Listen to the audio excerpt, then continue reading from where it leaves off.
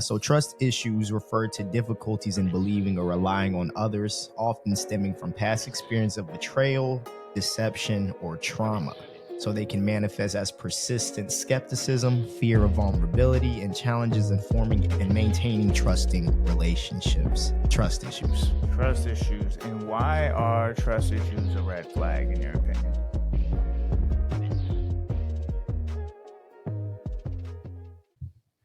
All right. Welcome back to another episode of the Real Deal Podcast with myself, Mr. Brandon Haley, and Mr. Cleon Deal. Every day is a good day, baby. Welcome back. Welcome back to episode 28. That is 28 weeks, man. 28 weeks. 28 weeks of posted episodes. It's longer than my longest relationship, I think. Yes. And if you guys are listening to the episode after we posted on Spotify, Apple Podcasts, YouTube, whatever it may be, right? We go live now every Saturday at 7 p.m. when we record the next episode. So we post the episode, post a new episode on Saturday, and then we record a new episode on Saturday. So if you want to be a part of the live show, come and tune in, baby. Even if we're not going to record an episode, which we will for out of 52 weeks, there might be like maybe 4 weeks that we don't record one. We will still go live. And if people are here, we'll hang out and answer questions, whatever it may be. Yeah. But today, I always forget that we don't do a deal of the day. Until I get on live or until we start recording, I'm like, oh shoot, we didn't do a deal of the day. Yeah. And it's so funny because I see like all the like car people on my Facebook and stuff. I still use Facebook. I'm showing my age. And they're like the deal of the day. And I just keep thinking about the podcast. So yeah.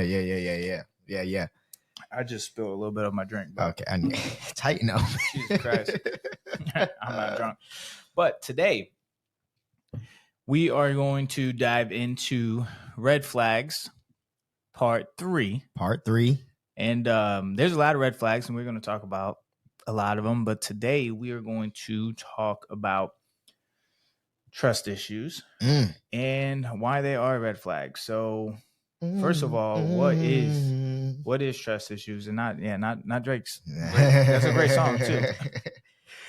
So what are trust issues, right? So let's get into the AI definition, Chat GPT, whatever. So trust issues refer to difficulties in believing or relying on others, often stemming from past experience of betrayal, deception, or trauma. So they can manifest as persistent skepticism, fear of vulnerability, and challenges in forming and maintaining trusting relationships. Trust issues. Trust issues. And why are trust issues a red flag in your opinion? Well, first, what it shows is, number one, part of the definition, it shows a lot of things that basically you've been through, right? So it stems from a certain place. So the problem with it is it shows that you haven't healed from that portion of it yet. You haven't gotten through whatever it is that happened to you X amount of years ago. And so now me being the person that you're with is now paying the price for somebody else's bill, unfortunately. Yeah, I was thinking this week, I'm like thinking about all my past relationships, which and how I could relate them to the topic. Right. And I'm just like, why do I feel the need? Like, why do I have trust issues sometimes? Yeah. And you really realize you have trust issues once you meet a person that isn't toxic. Not to say that all my relationships are toxic and that it doesn't take two to tango. I'm not trying to. But it really makes you think like you don't really need to like bring all those trust issues that you got into your next relationship, because when you are with somebody that isn't controlling or needs your attention 24/7 and that's what you're used to, you're like, oh my God. And you don't need to explain all the trust issues that you've accumulated from your previous relationships. I was thinking about how we talked about my very first one, right? When I was in high school, how so basically when I'm in high school, I think I'm going to marry this girl, right? Because that's like how you grow up. That's your first definition of love. You're like, I'm going to be with my high school sweetheart. That's me. We've been together for 2.5, 3 years, whatever it may be. Then how sweet is that? Yeah, right. Until she left me for my best friend. And then it's like, okay, wait, what just happened here? So now that changes the whole way that I perceived relationships. Right. And that's all I lived. And that's literally at the time that Drake came out with his song, around that time, trust issues. Right. So it just made more sense.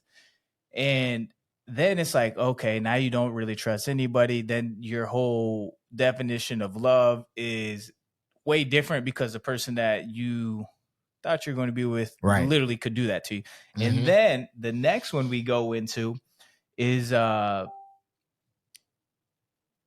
one in college, who then basically left me for her high school sweetheart. so then it's like, wait, then it's like back to back. Yeah. And then you really, until you sit with these kind of failed relationships and you figure out what's going on and figure out how they actually affect you, like, you're going to accumulate a lot of trauma if you don't understand what's happening to you. Right. And the great thing about failed relationships is they can teach you a lot about yourself if you let them. Right. But obviously, if your first two real relationships, something like that happens, or in literally both cases, it's like, it's going to change the way that you view relationships, you view love, and the way that you treat women. Absolutely. And then that's exactly what it did. Yeah. Then I just went full on savage mode. Savage mode. And the reason that happened is because it was like, oh yeah, there's no doubt in my mind that, I'm not going to be in these kind of relationships. I'm just going to keep doing whatever I'm doing, and then I'm only going to please myself. Right. Which isn't always fair to the person that you're dealing with or in relationships with. But it just gives you something to think about. Do you have trust issues? And if you do, why? Where did they stem from? And how can you get rid of them? Are they a red flag? Yeah. Is it the worst red flag you could have? I don't think so. Because at the end of the day, you can't really. It's. The thing is, it's hard, man. It's a hard one. Trust issues are, unfortunately, it's a byproduct of other things. So to have a bunch of people do things to you that would betray your trust, and then you keep blindly trusting people, I think that's a red flag too. So that is too. So it's a cautionary tale. So because at some point, I think there's just a fine and thin line between you're just being cautious and you don't trust anybody else that comes into your life. So what does it mean to be cautious when it comes to relationships? Like, should you never be vulnerable, or when should you take that next step to be vulnerable if you have all these trust issues? So that's like someone who does have a lot of trust issues, can they be vulnerable? Yeah, I think that what you should do is be patient when it comes to being vulnerable. I feel like, especially like in our industry, in the nightlife, we meet somebody today, we know their whole life story in the next 15 minutes. That sometimes some people are just a little bit too open too early. And so you're trusting somebody with parts of you that they didn't really they haven't taken the time to get to know you quite yet. So I don't typically recommend giving everything out early. And I think you should kind of take the time and gradually show different parts of yourself as you guys grow together. I agree with you on that. Let's break down trust issues. Okay. And what exactly is bad about them, and what exactly is, let's say, like, manageable in a relationship with them. Okay. Most common signs if somebody has trust issues is constant suspicion or questioning of partner's activities. Is that a normal trait to have? Or if somebody who constantly does, so the key word is constant.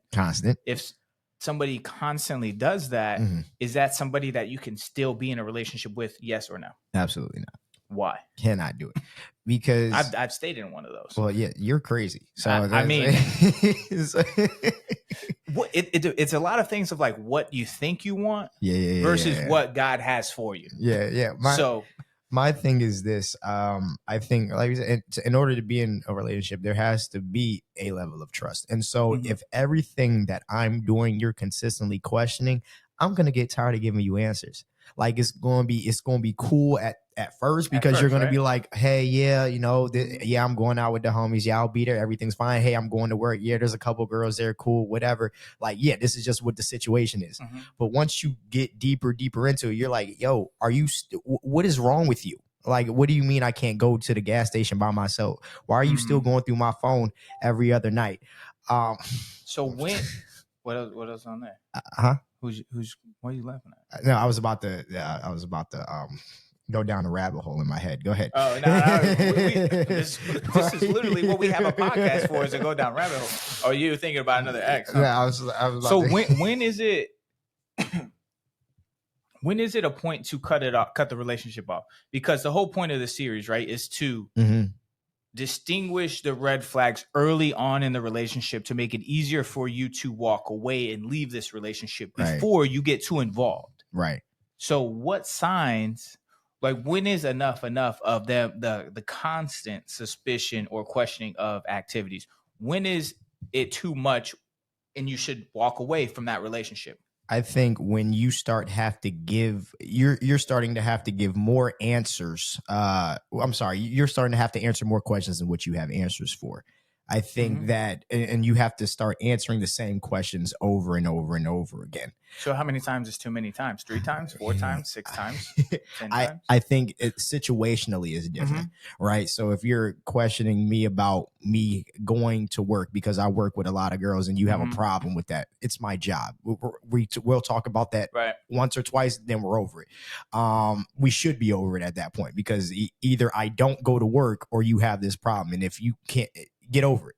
But when it comes down to, let's say, if you want to go on, like you said, like a guy's night out or something like that. Okay, cool. I get why maybe if she knows that one of your friends is a bad influence and really likes to kind of get you out there and try to throw you into these 2-man missions or whatever the case is. I can understand that. But also at that point, you have to let her know, hey, cool, whatever they do is what they do. That has nothing to do with me. I'm my own person.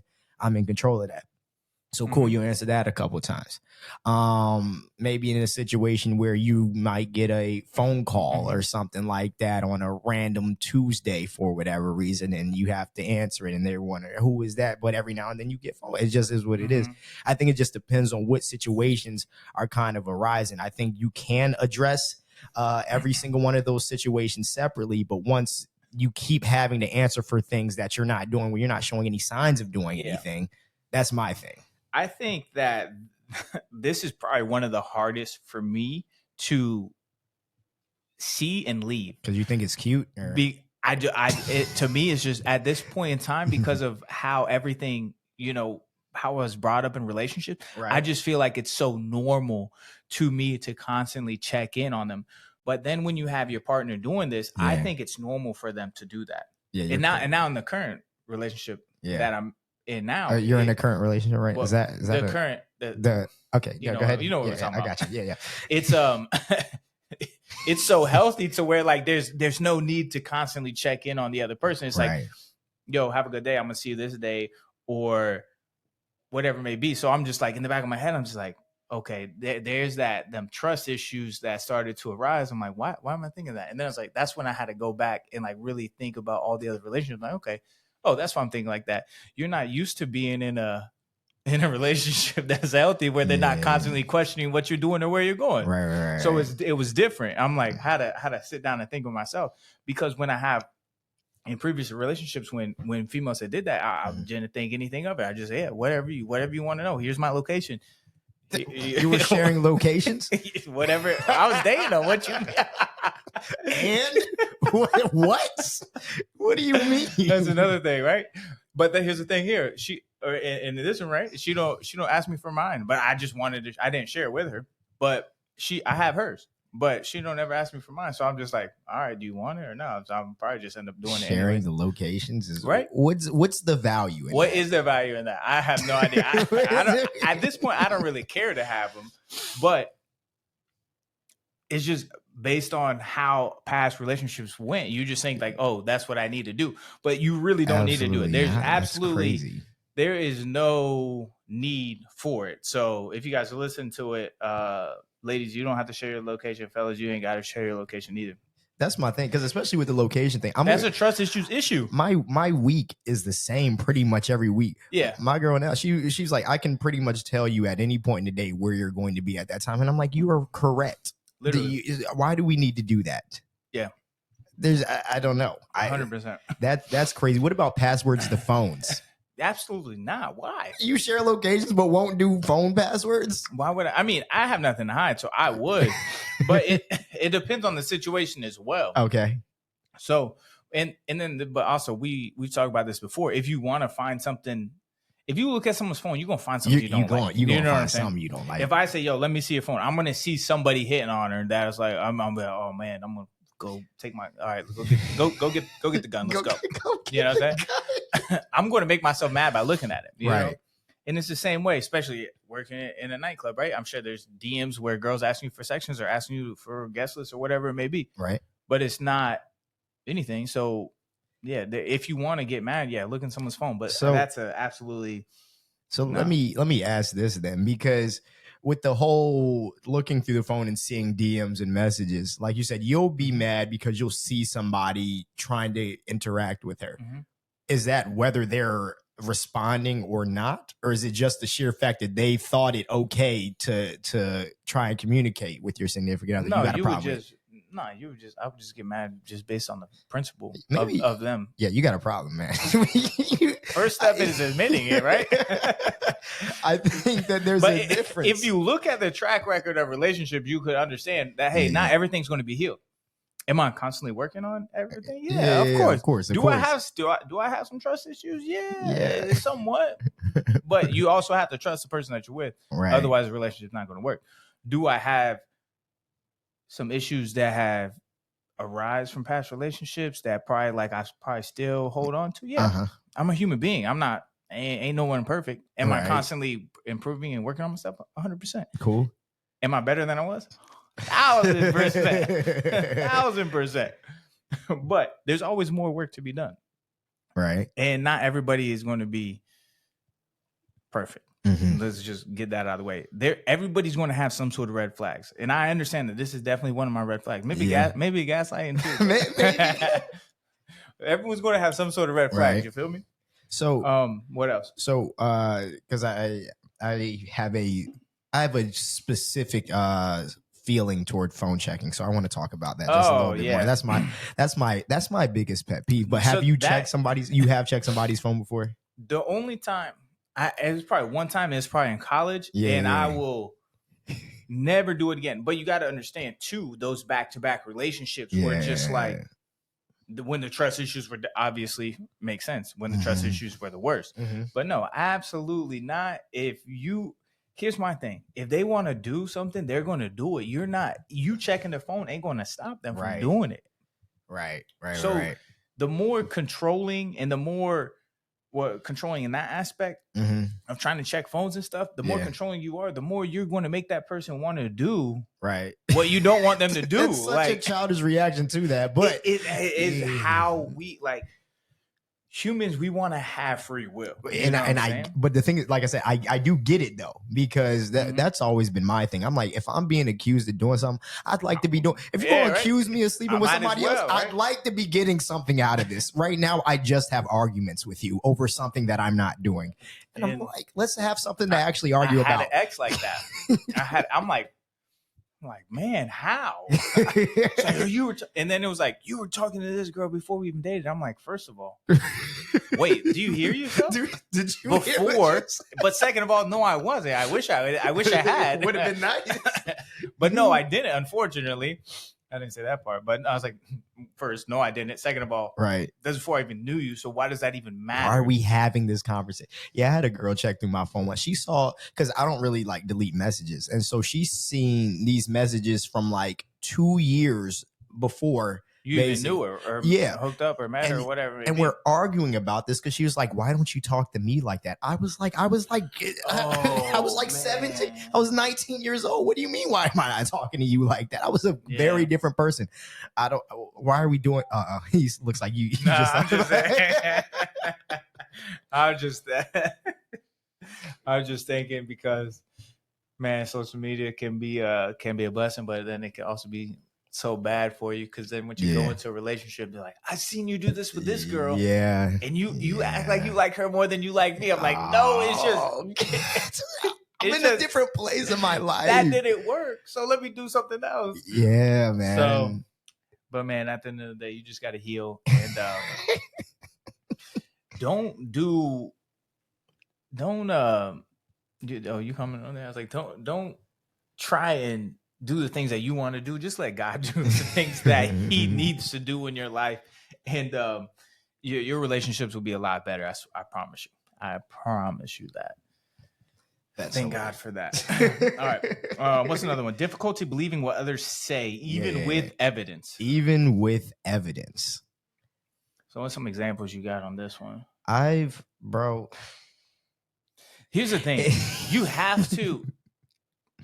My thing is, you shouldn't be. So this is a bad red flag. Right. Because you should have, if you're in a relationship with somebody, I just had a stroke right there.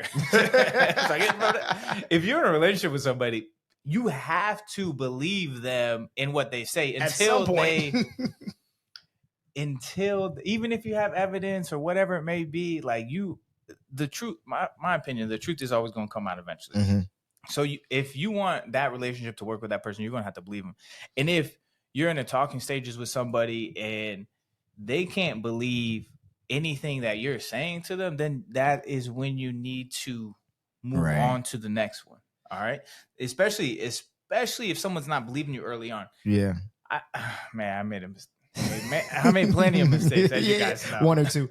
I've had this situation where, like, I've had my phone checked and then nothing was found, and they're like, "Oh, you probably just deleted everything." Yeah. And I'm like, "Did you want to find something?" And you're mad at me because you would have been mad if you found something. So now you're mad you didn't find something. When that conversation had, how deep in the relationship were you? This was probably first 6 months. Nah, it was probably longer than that. Yeah. So that's the bad. So when trust issues, were there any signs in the first 6 months or the first 4 months of the relationship of trust issues, or did they start to arise later? So here's the problem, right? Exactly. I always say that how you start a relationship matters very, very much. So the problem is, this is one of those things that started as a situationship and started as something that I was completely open about. Like, yes, I am talking to other girls as well. So that's how that thing started. And then it just kind of transitioned because she stuck around and then the other girl or two didn't. And so that's how we ended up moving forward. It wasn't like, I met you, I like you, let's do this. And this is why you shouldn't be having sex with multiple women at the same time anymore. Sorry, guys. Anymore. Yeah, we've learned. What are you getting out of it? Well, if you simple pleasure. Simple pleasure. It's easy. You guys literally, that's never mind. Different topic for a different day, fellas. But if your goal is to be in a relationship, then you shouldn't be doing that. Well, yeah, that wasn't my goal at the time. But that is what always happens, right? That wasn't my goal at the time. It wasn't. But you always find your love of your life when you're not looking. I wasn't gonna go that far. You find, unfortunately, what happens is one of those things to where you're there with that person, and then you guys just keep kind of just hanging doing out the and thing. hooking up. And then what do you expect is going to happen though? Yeah, but my thing is this, right? Obviously, we have conversations, right, during that time where you talk about what you are and aren't looking for. And at that time, I've never been one to mince words during that conversation. So what you do in the flesh affects your spirit. And if that's what you're doing, of course, there's a spiritual bond with that other person. So you have no choice but, if you're doing it, especially if you're doing it consistently, you have no choice but to catch feelings for that person. No choice. So ladies, ladies, you better hold out. Hold out as long as possible. If you want a relationship. If you don't want a relationship, go be in the streets. But if you want a relationship, baby, that's what you're going to have. Why are you condoning that? Come on. No. It's fun out there. We're not going to act like it's not fun out there. It's not good for you, but it is fun out there, man. Speaking from experience, it's not. There's not. What are you getting out of it? Right. When you think about it like that, but that's not. Here's the thing: it's just like people get older, but they don't grow up, and it's just like you still. And trust me, guys, I work in the nightlife industry, so basically, what do we sell? We essentially sell sex. That is what we sell. The idea and the possibility. The possibility that you can go out and meet a girl and hook up with her. Yeah. That's what we sell. So I hear so many different versions of the same story of guys talking about women. So it's just like, and of all different ages. It's like, are you ever going to grow up? Maybe not. It's so embarrassing. Like, everybody has fears. People are scared of heights. People are scared of public speaking. I'm scared of being 50 years old trying to walk around in the club and find a girl. Because that's what I see. That's what we be seeing. 40, 50-year-olds trying to find these 21, 22-year-old girls and I'm like, good Lord, take me out before I get to something like that. Please. Yeah. It's a problem. it's an epidemic. Yeah, it really is. But man, I don't know that. But like women, you got to make it harder for the guy. You got to make it harder for the guy. And make what harder? Hooking up harder. Okay, yeah, hooking up with them. Right. What guys are going to keep doing the same thing if they think it's that easy. Which the game ain't that hard. It's not. It's really not. That's the point. Literally. So you gotta make it harder. And the worst way you can start a relationship is through having sex so many times. Literally one of the worst ways. Because at that point you're just getting into a relationship that started with a physical altercation or a physical connection. And not an emotional connection. If you want something that's going to be longer lasting, it's got to start with an emotional connection, not a physical connection. If that's happening, don't expect that relationship to last. I can almost guarantee you that it won't. Unfortunately, in most cases, it will not. Every now and then, the reason being is because none of mine have. No matter how much you think they're going to, they're not going to. So you have, if that's what you're looking for, you have to start it with an emotional connection. If all you want is to be in the streets and do all that, then you have to be real with yourself too and that other person. And when they start catching feelings, you got to leave. I'm out of here. Because you're just going to delay the inevitable. So let me ask you this question, right? In the spirit of trust issues and you trying to obviously show that you're not doing anything and they're still choosing not to believe you. So have you ever had a situation where you were involved with a girl, she thought you were involved with another girl, and then you had her go and talk to that girl to ask her herself? Or have they done that, taken that upon themselves and done that before? I mean, I've had a girl do that. And she was right. So I mean, and you know one of the girls. Oh, it was like and here's why I say you guys should only talk to one girl at a time. Because it's just going to create havoc for you and more problems for you to deal with. Because this was at a time before I dated one of my exes, when I was talking to. I was in the talking stages. So, you're not exclusive at that point. You're not. So you're like, oh, let me go talk to her and kind of, feel the vibe, see who I like more. However, whatever reason, the other girl, it was a super detective. And so I liked a post or something and then DM'd her and then they found out. I'm like, oh, now I got to go burn. I gotta go put out the fires, and I can only put out one of the fires, obviously, because then at that point you gotta make a choice. You gotta make a choice at that point. Yeah, so she was a good detective, and she was right. You actually know her. Yeah, I'll tell you later. we don't say names. We don't say names on this podcast, except for on Rent Free. His name starts with M. Okay, that's funny. And his last name starts with L. Okay, that's for loser. L for loser. Listen to nice. Rent Free, please. Okay, interesting. So you had that situation, and the girl was right about it. Technically, I mean, it was in talking stages. But it was like during those early stages, right? And that's why I say communication is so important, right? And when you're talking to somebody and you want to be exclusive with them, let them know that. Yeah. Certain girls are going to automatically think that because you remember you said, well, what if they automatically think that? And I was like, yeah well, you have to know the kind of girl you're talking to. Are you talking to a girl that's in the streets? Then you need to have that conversation. You got to read the room, baby. If you're talking to a girl that's not in the streets, then you got to automatically know once you guys start to get serious, then you're exclusive. What is serious though? What do you mean once you start to get serious? What does that mean? That's seeing them on a consistent basis and texting them every day. That's serious. How long should you be seeing them consistently before we determine that it's serious? So that I'm not going to let Yeah, you guys gonna have to answer that one. Because how long? I say a couple weeks. At the end of the day, like we know once we start to see this person, do we see us dating them? Yeah, and then if we do want to get into a relationship, do we see anything long term with them? Right. So you're gonna know once you know in your head, oh, I would date this girl. Then that's when everything you should be cutting everything else off. You should cut everything else off once you feel like you like her. So, but what if you don't? But what if you don't have that conversation and then she's like, "Oh, I'm not really looking for anything serious." Then that's when you got to get up out of there. What you mean? That's why communication is so important. Right. Don't waste nobody's time. Don't waste your time. Go back to the streets if that's going to make you feel better, whatever it may be. But don't. That's why communication is so important. Don't waste anybody's time. Get up out of there. Yeah. Don't try and force it. Like I've done plenty of times, right? Manipulate them back into the relationship, and then you're stringing them along for a year because you think it's love or whatever it may be, and then it ends, and then it's a freaking explosion. No. Listen to the red flags early and get up out of there. If it's for you, it's going to be easy. And I know they say love, you got to fight for. It's going to be hard. It's not going to be that hard in the beginning. Yeah. If that is who God wants you to be with, it's going to be way easy. Trust me. It's going to be way easy. Let go of what you want and let God give you what you need. And that's the deal of the day. And that's the deal of the day. Trust God, not your own plan. Right. Lean not into your own understanding. That's what it says. And seek first his kingdom.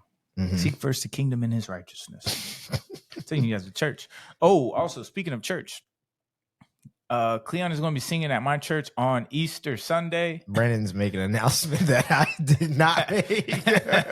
He's not, but I'm going to make him come to church on Easter Sunday. It's a small church, so it's not going to be as crowded as you think. But you guys want to come to church? I don't know the address off the top of my head. I can probably find it. I'm going to get baptized though. Next Sunday, which is Easter Sunday. And address is 1304 South 58th Street, Tampa, Florida, 33619. So if you want to come Easter Sunday, that is my invitation to you. And you guys can see me get baptized. And you can see Cleon sing some church songs. You will not be singing. What are we singing first? Lead Me to the Cross? I don't know. That's a great song. I'll be up there lip syncing right next to him. Yeah, right. It'll be a great time. So we'll guys see you there. All right, we're hopping right back in there. Fear of vulnerability or emotional intimacy. That is a trust issue. How do you know it? So this obviously speaking early on in a relationship standpoint. How do you know if somebody is afraid of being vulnerable or having emotional intimacy with you? I think when it comes to those deep talks, because like when you first meet somebody, y'all get real kind of deep and like heavy. You can, yep. And so during those conversations, when you see they kind of start to shy away from those things, or they don't really want to go in there with you, you kind of get to see that. Okay, so what? And I'll ask the question. I'm like, so what are you afraid of right now? And then just to kind of obviously figure out where they're coming from, what the problem is. But you can kind of tell once you get into those conversations, she's not really giving you any sort of direct answers, nothing real, right? As you're giving something real and deep from your past and you're talking about stuff that really happened to you and stuff like that, they're not really trying to get into that with you because they're, So do you... Daryl said a comment. Appreciate that, brother. Good to see you and connect. Shoot me a DM, bro. I'll give you my number and we'll connect again. And congrats on becoming a father, brother. Yeah. That's huge. That's I can't wait to become one. So that's amazing. Getting back to that part of when should you be vulnerable with somebody? I think that is that a first date kind of thing?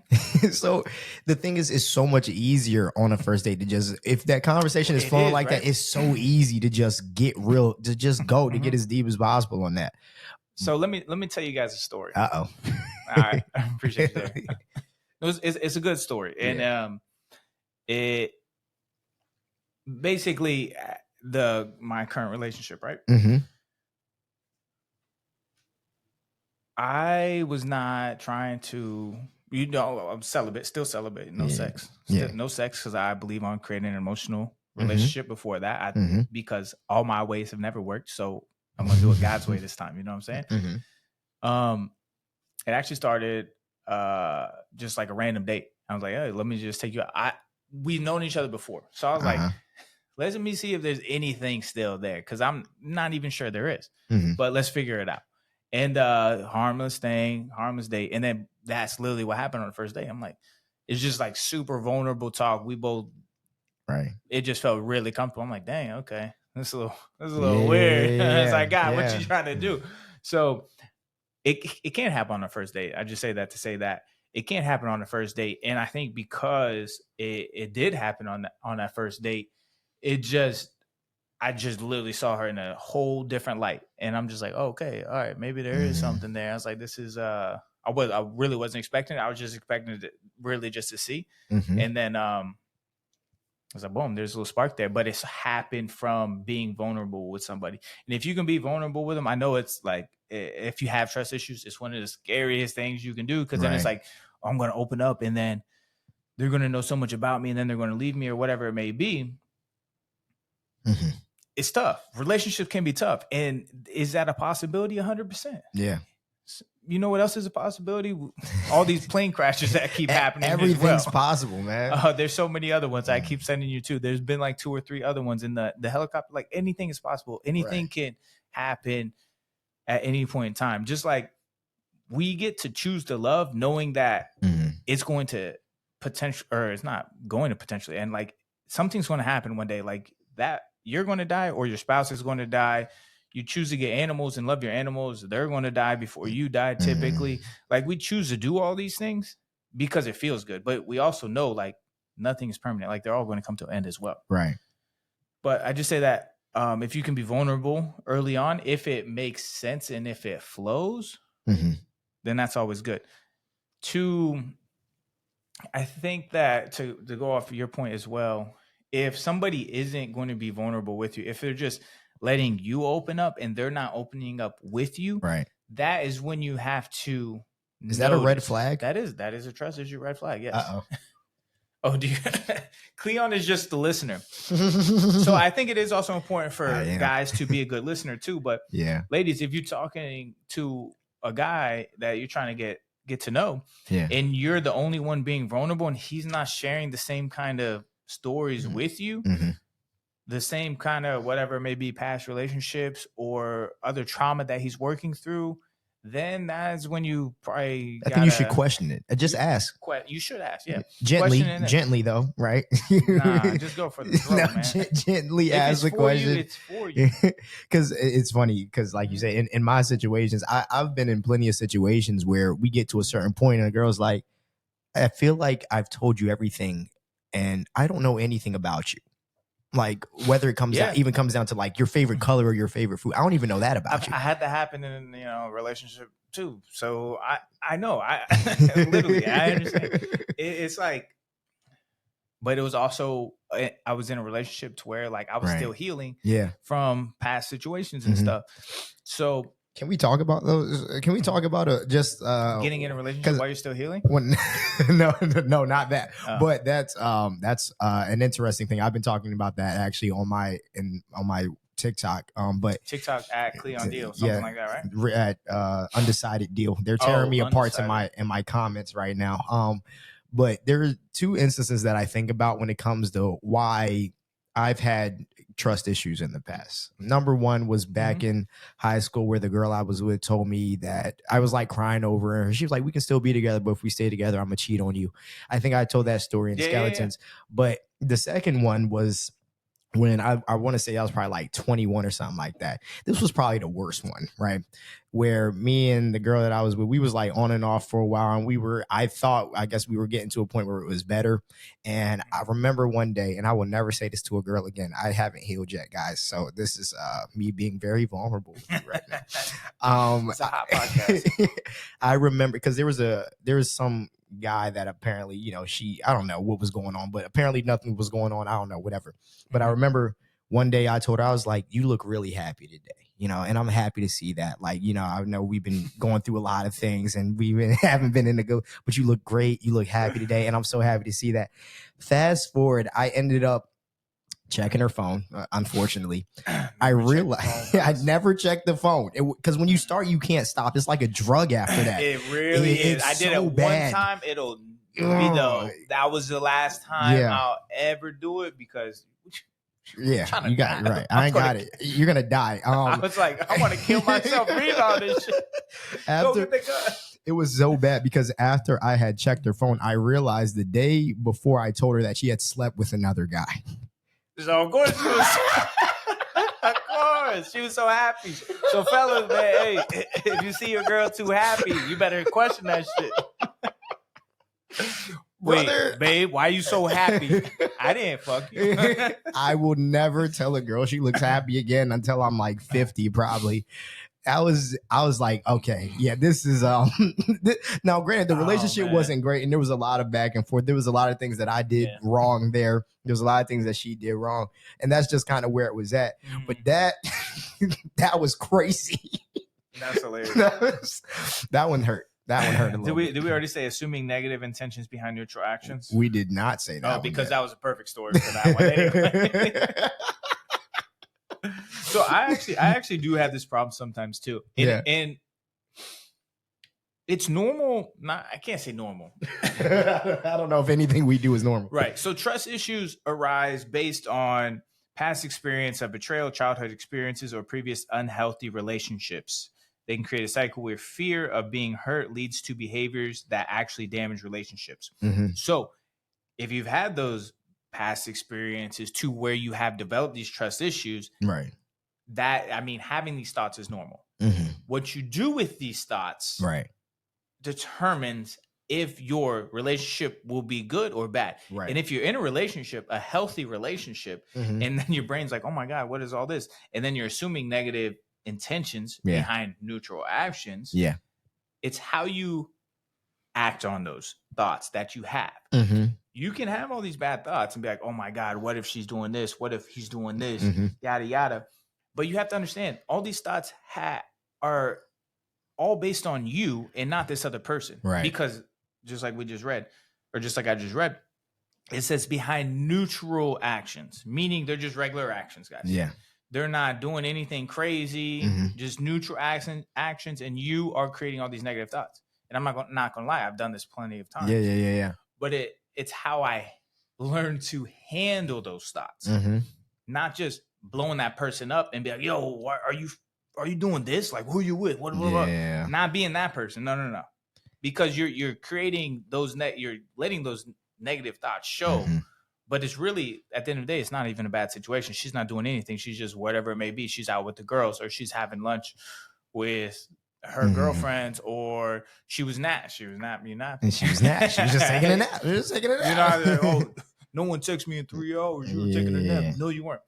But if you've been through a trauma, it's normal to have those thoughts. Yeah. So don't think that that it's not normal to have those thoughts. You know what I'm saying? You can have those thoughts.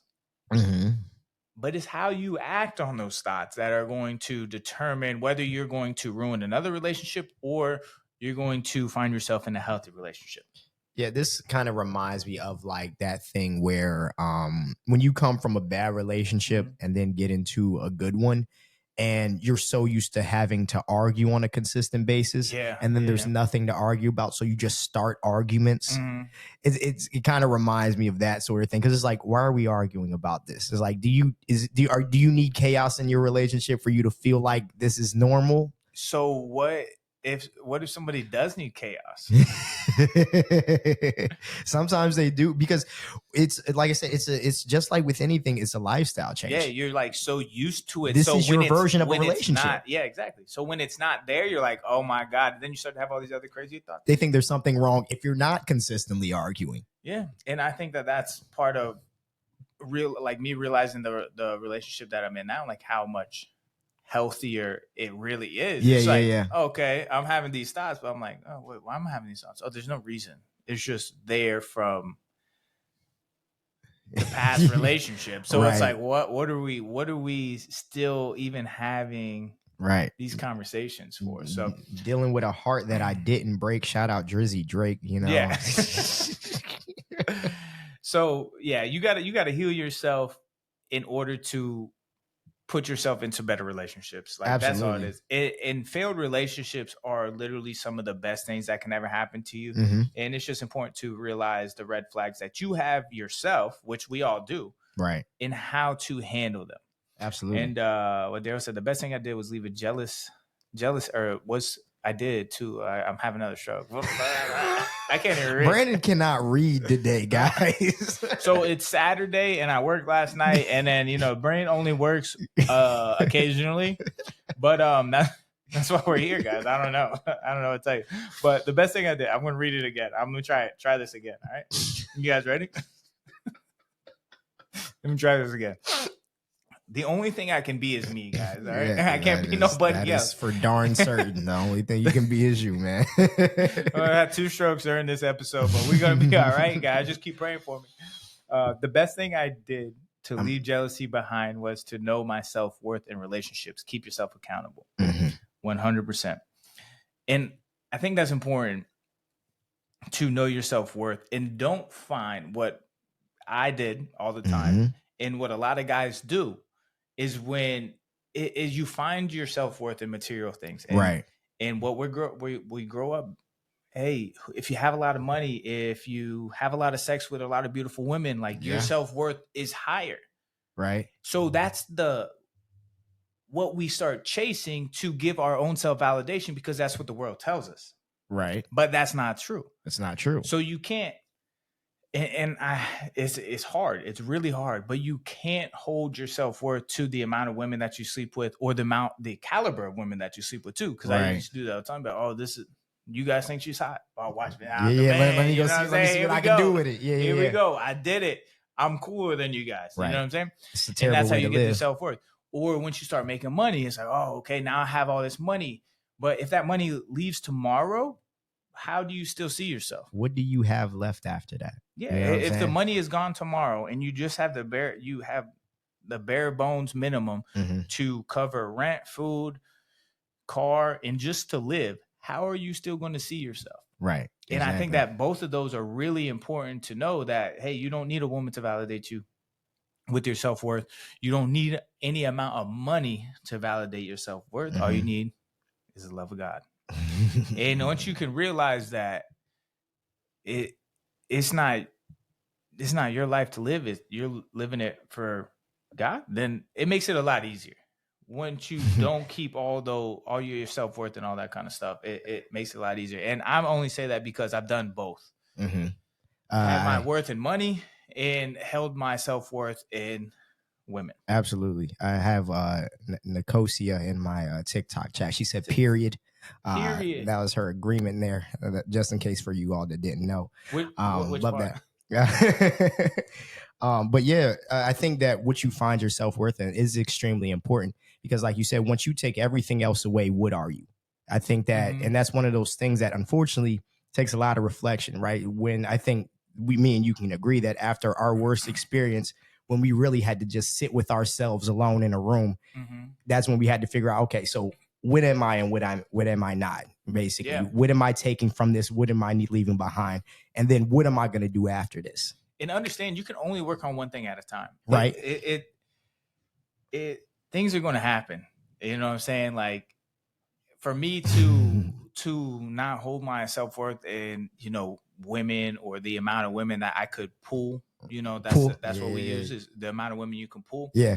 And it's funny, there's a guy who's like, oh yeah, you're so cool because you've been with this girl and that's who you dated. And I'm like, bro, I'm cool because of he said you're cool because of the girls. Yeah, he's like Brendan Pools, bro. I'm like, that's not even what I do, bro. I dated a girl. It turned out to be a bad experience.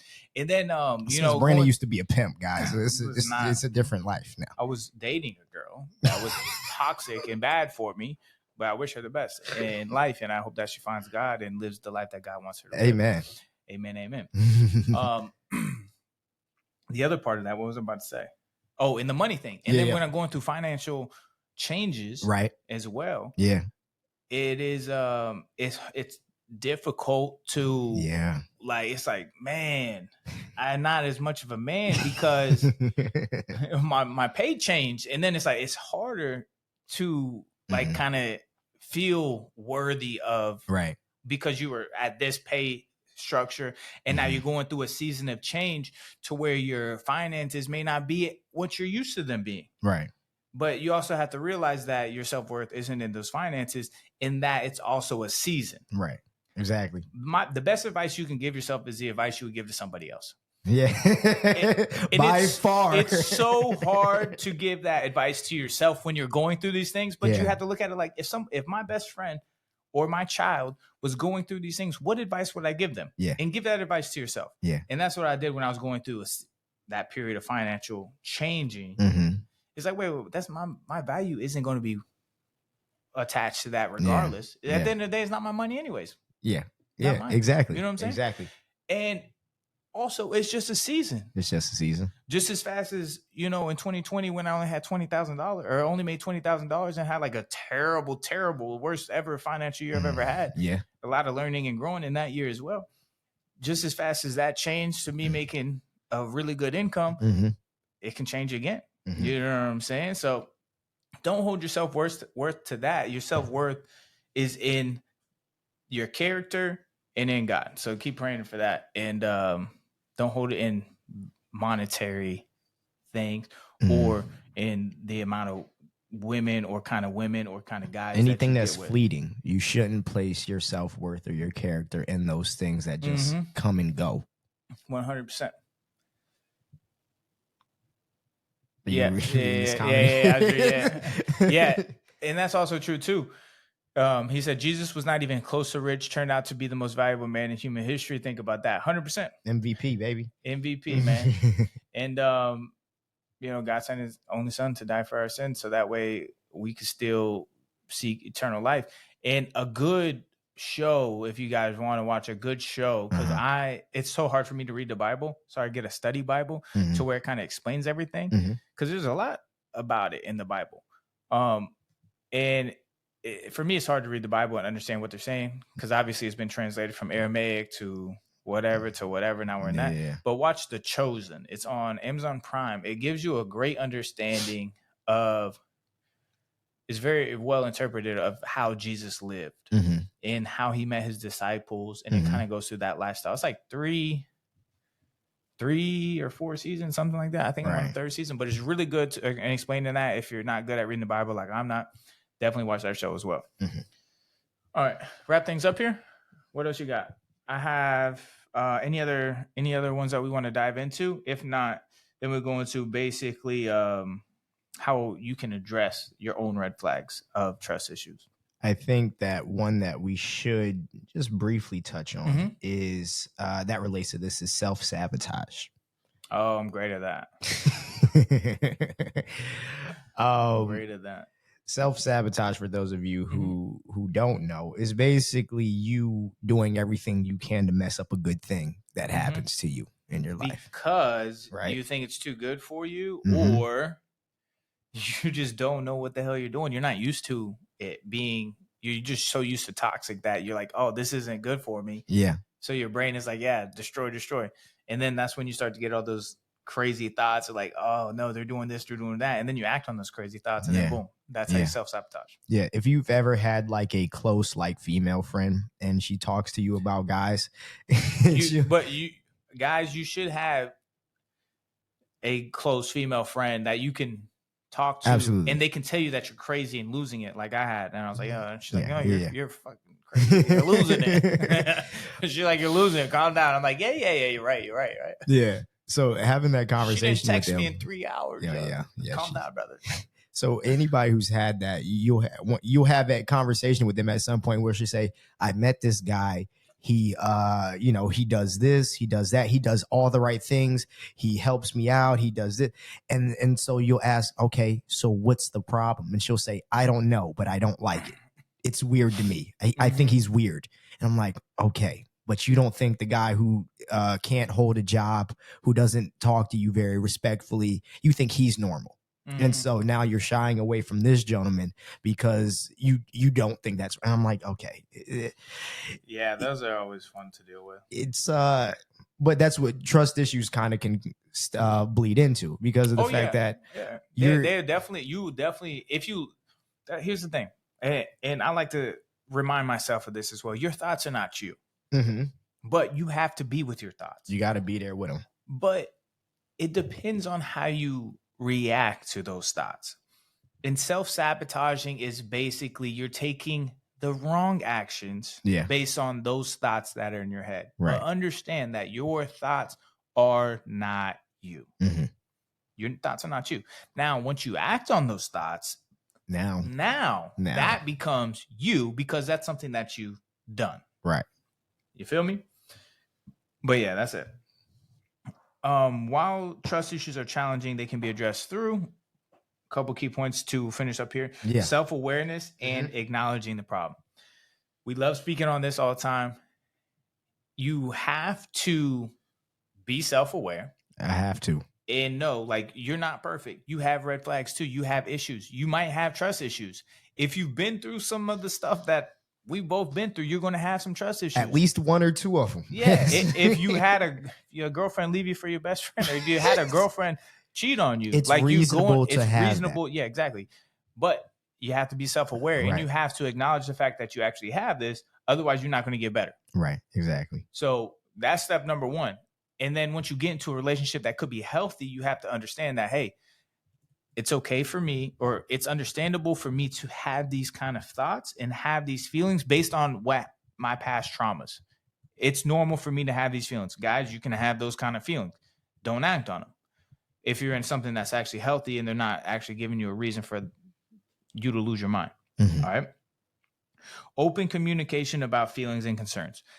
I think this is one of the most important things you can do, is also be aware of how your feelings or how you express emotions. Right. And one of the main things I made sure I did in this relationship is immediately early on, let her know, like, hey, I do sometimes have a problem holding things in until it's too late, and then explaining them. Right. I sometimes want to hold things in because I want to appear more manly. You know what I'm saying? I don't want to be the guy that talks about his emotions or his feelings. Right.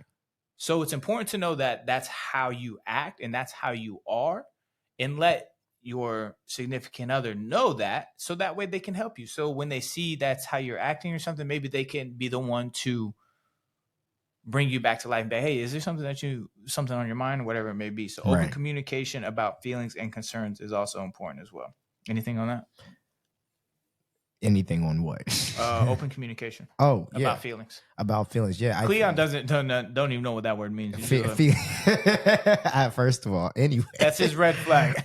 He don't talk about his feelings to his girl or nothing. He just, you know what I'm feeling. Allegedly. That is what people keep saying, maybe. Let me call her. Is she listening? I don't know, maybe. We'll see. So how is Cleon's open communication? Hey, you leave her out of this. Open communication.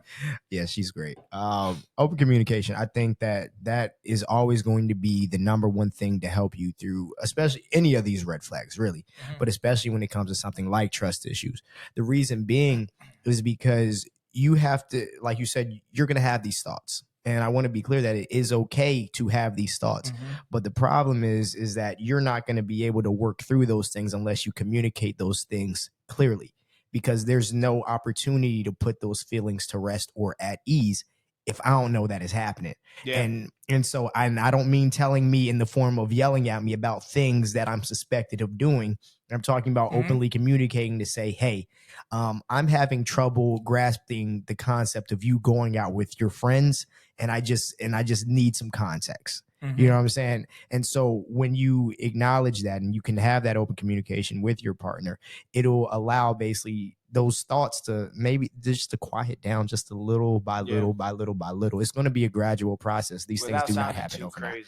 Without sounding too crazy. But you can always preface it too, like, oh, I'm not really good at all this open communication about my feelings and stuff. So I'm going to try it out. I'm going to say this how I can say it. How I perceive it. I hope you interpret it as I'm trying to explain it to you, but also know that I'm not good at doing this, or I'm not used to doing this. Like, you can also let them know these kind of things. So they're like, all right, hey, now let's unpack it even more. Yeah, exactly. Which also leads to ways when you're actually in a relationship, or even with yourself, is doing seeking professional therapy as well. That's always to one.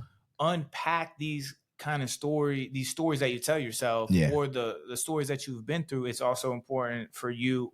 You can, even if you've been in a relationship for 5 years, whatever, you guys can still be go and see a therapist. Yeah. Because they're going to help you unpack things in your own brain that you guys may not be able to unpack with each other. It's just like having that third party look at it from a objective perspective to be able to help you guys communicate better. All right. And then after that is establishing healthy boundaries. We talk about this all the time. What are healthy boundaries? Clear communication at the beginning of a relationship.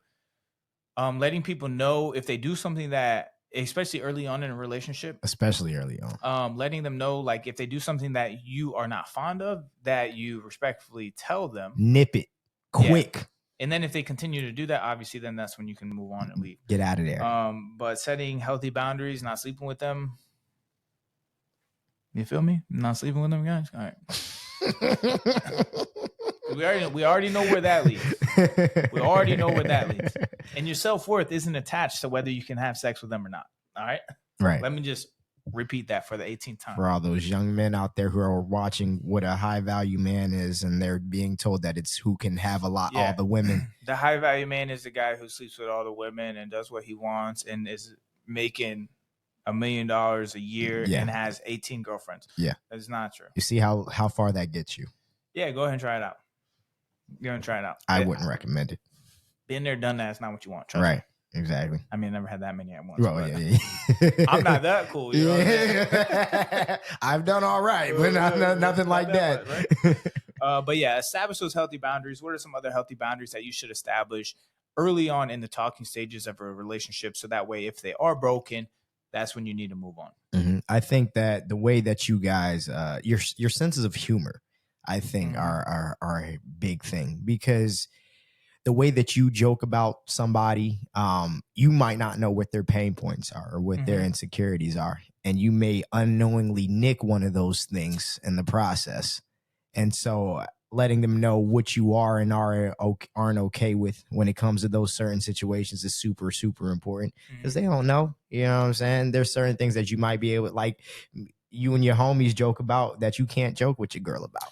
And that's why clear communication is important at the beginning of the relationship too. So, like, hey, I don't like that. Oh, my bad. I ain't know. But give them the reason why. And then that comes into the practice of vulnerability as well. Hey, why does that bother you? Right. Get vulnerable with that person. Yeah, if they can open up and be vulnerable with you, and instead of just no, I'm not going to talk about it. Yeah. Then that goes into the red flag of trust issues. So it's like, hey, do I still want to continue what I'm doing with this person? Maybe I should take a step back. Right. Give this situation some space and really see if this is who I want to be with. And it's also a difference between I refuse to talk about it and I'm not ready to talk about it. So the way that you communicate that is super important as well. So if you're not ready to talk about something because you're not there yet, then that's fine. But you should openly communicate that as well, rather than saying, I don't want to talk about it. Just leave it where it's at, instead of, hey, that's something that at some point I'll tell you about, but just for the time being, if we could just stay away from that, that would be a huge help for me. Amen. All right. Is all I got on the topic of red flags. I appreciate you guys tuning in. To wrap things up, what you got, Cleon? Just the last thing on trust issues. I just want to make sure that we understand, like we said, it is okay to have them, because it's human nature. As people, we're going to doubt people. We're going to doubt things. That's just the way that it works. But understanding, number one, why you're having these issues with trust, with trusting the person that's in front of you, because sometimes it may not always have anything to do with them. Sometimes it's a result of what happened. Like we always talk about something that happened in your childhood. A lot of girls who I've talked to talk about their trust issues stem from the first man in their life, which was their father. Yeah. So understand that's a whole daddy issues. That's a whole other thing. So that's a whole nother thing right there. That's where daddy issues start from, is that. Yeah. So understanding why you have those trust issues, number one, and then also understanding that it's not that person's fault, but unfortunately at that point it is kind of their burden to bear, but trying to do your best to make that as easy on them as possible by openly communicating, and then obviously making sure that basically working through that process, because like you said, those voices are going to be in your head. Ideally, the longer that you go, you get to gradually quiet those to a point where they end up silent. And that way you can just, you get to work through your relationship freely at that point. Amen. Awareness is key when it comes to these things. So if you are in the early talk, because this is what we're trying to do, is help you make a decision in the early on stages of your relationship. Those are the crucial points, man. If you are having trust issues, if you have trust issues, or your partner that you are trying to see if it's a good fit for you has trust issues, it's not the end of the world. It's not the end all be all. Right. But it is a conversation to have, and it's important to make sure that you're aware of it and that your partner is aware of these things. And you talk about it and you set those clear, healthy boundaries. And then if they keep breaking those boundaries that you set, then get out of there. Then it's time to move on. It doesn't matter how good anything else is. It's time to move on. It's not for you. It's not for you in the long run. Yeah. All right. Absolutely. Other than that, we appreciate you guys tuning in, hanging out with us on another episode of the Real Deal Podcast. And remember, baptized on Easter at church. So if you guys want to come hang out with me, service starts at 9:30. I will see you then, and we'll see you next week. Peace out.